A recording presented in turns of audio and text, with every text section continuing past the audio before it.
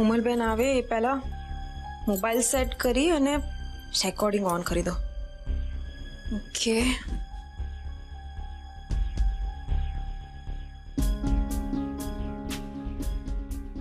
હા, આ angle perfect છે.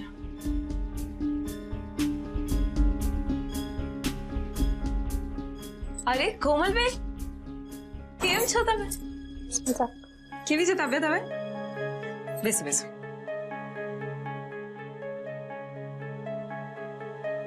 શું વાત છે ને કઈ? તમે તો કમાલ અહીંયા સેટ થઈ ગયા છો. મને લાગે છે કે તમને અહીંયા ફાવી ગયું છે. ના ભાભી, એકચ્યુઅલી મારે તો ઘરે આવવું જ છે, પણ હું જે કામ માટે અહીંયા આવી હતી એ કામ હજી પૂરું નથી થયું, એટલે મારે હજી એક દિવસ અહીંયા જ રોકાવું પડશે. હજી એક દિવસ? હા. અને એ કામ કયું છે તો તમે મને નહીં જ કહો, રાઈટ? એક વાત કહું, કેમ આટલું મેન્ટલ પ્રેશરમાં રહો છો? જે પણ દિલમાં વાત છે, ટેન્શન છે, ડર છે, એ બધું કહી દો અને મન હળવું કરી દો. જો આમ તો આ તમારા ઘરનો અંગત મામલો છે, એટલે મને આમાં કંઈ પણ બોલવાનો કોઈ હક નથી. અને આમ જોઈએ તો આ મામલા વિશે હું બહુ જાણતી પણ નથી. છતાંય કોમલ, હું જોઉં છું કે તું ખૂબ પ્રેશરમાં છે, અને આ પ્રેશરનું કારણ ફક્ત ને ફક્ત મિહિરના પપ્પા છે. એમ આઈ રાઈટ? ના ભાભી, એવી કોઈ વાત નથી. જો એવી કોઈ વાત જ નથી તો પછી તું શું કામ અહીંયા રહે છે? જતી રહે તારા ઘરે. કોમલબેન જો, અત્યારે અહીંયા હું અને ભાભી જ છીએ, એટલા માટે જ કહું છું, પ્લીઝ પ્લીઝ તમે કહી દો કે તમારા ટેન્શનનું કારણ શું છે. જુઓ, ક્યાંક એવું ન થાય કે જ્યારે તમે અમને કહેશો ત્યારે એટલું બધું મોડું થઈ જાય કે અમે કંઈ કરી પણ ન શકીએ. અને હું એ વાતની ગેરંટી લઉં છું કે આ વાત આપણા ત્રણની વચ્ચે જ રહેશે. હા કોમલ, અમારા માટે નહીં, પણ કમસે કમ કોકિલાબેનને માટે તો તું આખી વાત કર અમને. હું જાણું છું કે કોકિલાબેન ભલે કંઈ બોલતા નથી, પણ તને મનમાં ને મનમાં મૂંઝાયેલી જોઈને એ પણ ખૂબ ટેન્શનમાં રહે છે. અને ન કરે નારાયણ, અને તારા આ મૌનને લીધે એમને જો કંઈ થઈ ગયું ને તો. પ્લીઝ આવું ના બોલો, મને કાંઈ ન થવું જોઈએ. એટલા માટે જ કહું છું કે જો તમે ખરેખર ઈચ્છતા હો કે મમ્મીજીને કાંઈ ન થાય તો પ્લીઝ તમે કહી દો કે એવું તો શું થયું જેના કારણે તમે મિહિર સાથે લગ્ન કરવા માટે તૈયાર થઈ ગયા. હવે પ્લીઝ આ વાતને રહેવા દો ને. કોમલબેન નહીં, તમારે કારણ તો કહેવું જ પડશે. તમને મમ્મીજીના સમ. ભાભી, આઈ એમ સોરી મેં તમને મમ્મીજીના સમ આપી દીધા, પણ તમે લગ્ન કરવાનું સાચું કારણ કહેશો એમાં જ આપણા બધાની ભલાઈ છે. ભાભી સાચું કહું તો મારા લગ્ન કરવા જ નતા. ભાભી, હું તો જસ્ટ મિહિરને મળવા જ ગઈ હતી, પણ ખબર નહીં કેમ એ દિવસે મારી સાથે એક પછી એક ખરાબ ઇન્સિડન્ટ્સ બનતા જ ગયા. પછી એ મને એના ફાર્મ પર લઈ ગયો અને જતા વેત જ મારો મોબાઈલ ખોવાઈ ગયો, અને એટલે જ હું તમને લોકોને કોન્ટેક્ટ ના કરી શકી. તો પછી એમના મોબાઈલથી પપ્પાજીના મોબાઈલમાં મેસેજ કોણે કર્યો હશે? આઈ એમ શ્યોર કોમલબેનનો મોબાઈલ મિહિર જ લઈને એને પપ્પાજીને મેસેજ કર્યો હશે. પછી શું થયું? રૂમમાં લોક થઈ ગઈ, પણ પછી બીજા દિવસે ખબર નહીં મિહિરને શું સૂઝ્યું કે અમારા બંને માટે પહેરેજના કપડાં અને સામાન લઈ આવ્યું. વોટ? લગ્નના કપડાં? એ પણ તમને પૂછ્યા વગર? હા ભાભી, મેં એને સમજાવવાની બહુ જ કોશિશ કરી, બહુ જ પ્રયત્નો કર્યા. એને કહ્યું કે આપણે આપણા ઘરનાને સમજાવી મનાવી અને પછી મેરેજ કરીશું. હું આમ મારા પેરેન્ટ્સના વિરુદ્ધ જઈને મેરેજ ના કરી શકું. અને એણે તમારી વાત નહીં જ માની હોય, રાઈટ? હા ભાભી, મેં જેવી એને લગ્ન માટે ના પાડી અને હું ઘરે આવવા નીકળી, એવું જ એને મને ઇમોશનલી બ્લેકમેલ કરવાનું શરૂ કરી દીધું. બ્લેકમેલ? હા ભાભી, એણે મને કહ્યું કે જો મેં એની સાથે લગ્ન ના કર્યા તો એ ગળે ફાંસો ખાઈને પોતાનો જીવ આપી દેશે.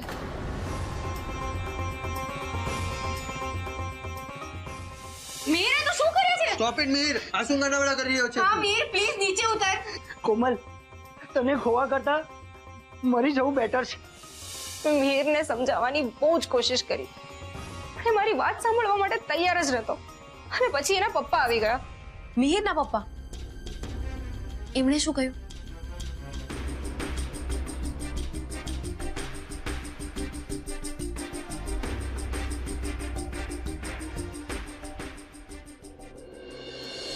આરવ, તારી આપણા વકીલ સાથે વાત થઈ ગઈ છે ને?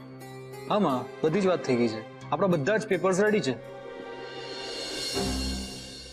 આ જ મોકો છે કોમલનો રૂમ ચેક કરવાનો. હમણાં ખબર પડી જશે કે ભાઈની ચકલી ઘરમાં છે કે ચીંચી કરતી ઉડી ગઈ. ગુડ મોર્નિંગ માય પ્રિન્સેસ, કેમ છે તું? કોમલ તો અહીંયા નથી.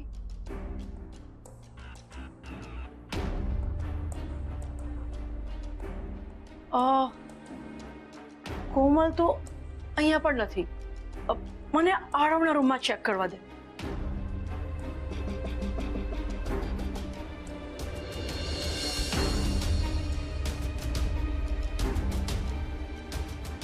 કોમલ તો અહીંયા પણ નથી. એકવાર મને નીચે ચેક કરવા દે. આરવ, સોનુને પૂછતો ખરો કે કેટલા વાગ્યા સુધી આવવાની છે? હા.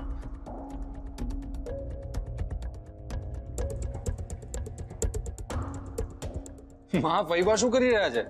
લાગે છે કંઈક શોધી રહ્યા છે. માધુરીબેન, શું શોધી રહ્યા છો? મારો ફોન નથી મળી રહ્યો, એ શોધી રહી છું. ભાભી, મેં રૂમમાં ચેક કર્યું, કિચનમાં ચેક કર્યું, કશે મારો ફોન નથી. એકવાર વરંડામાં ચેક કરજો. બેન, પણ તમારો મોબાઈલ વરંડામાં કઈ રીતે હોઈ શકે? છેલ્લે તમે ક્યાં જોયેલો યાદ છે તમને? મને એ જ તો યાદ નથી આવતું. એકવાર ચેક કરજો.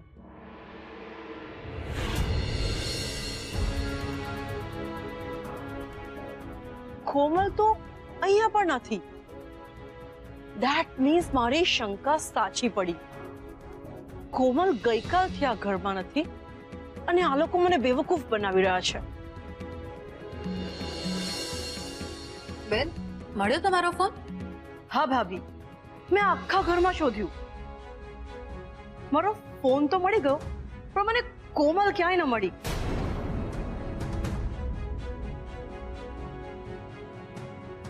બોલો ભાભી, ચૂપ કેમ છો? મને ગઈકાલથી ડાઉટ તો હતો જ કે કોમલ આ ઘરમાં નથી. કોમલ ક્યાં છે? તમે આટલી મોટી વાત મારાથી છુપાવી. ભાભી બોલો, તમે ચૂપ કેમ છો? કોમલ ક્યાં છે? તો તમે આટલી મોટી વાત મારાથી કેમ છુપાવી? હા, છુપાવી આ વાત તમારાથી. નથી કોમલ ઘરમાં. શું કરશો તમે? હું તો શું કરવાની ભાભી, મારે તો ફક્ત એ જ જાણવું છે કે કોમલ આ ઘરમાં નથી તો ક્યાં છે? એ જ્યાં હોય ત્યાં. તમે એમ કહો કે તમારે કોમલનું શું કામ છે કે એ ક્યાં છે? જુઓ માધુરીબેન, હું તમને હાથ જોડું છું.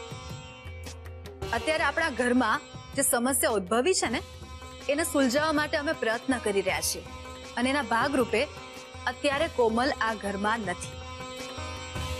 એટલે મહેરબાની કરીને અમને અમારું કામ કરવા દો અને તમે કોઈ પણ જાતની દખલગીરી કર્યા વગર તમારા રૂમમાં આરામ કરો. મારે ક્યાં અને ક્યારે આરામ કરવો એ તમે નક્કી નહીં કરો. તો પછી કોમલ ક્યાં છે એનો જવાબ અમારે તમને આપવો જોઈએ, એ પણ તમે નક્કી નહીં કરો. અને તમારે મારી વાત માનવી હોય તો ઠીક છે અને ના માનવી હોય તો પણ તમારી મરજી. અને આરવના પપ્પાને મારી ફરિયાદ કરવી હોય તો એ પણ કરી શકો છો. ભાભી, તમે તો કમાલ મારું અપમાન કરે જ જાઓ છો.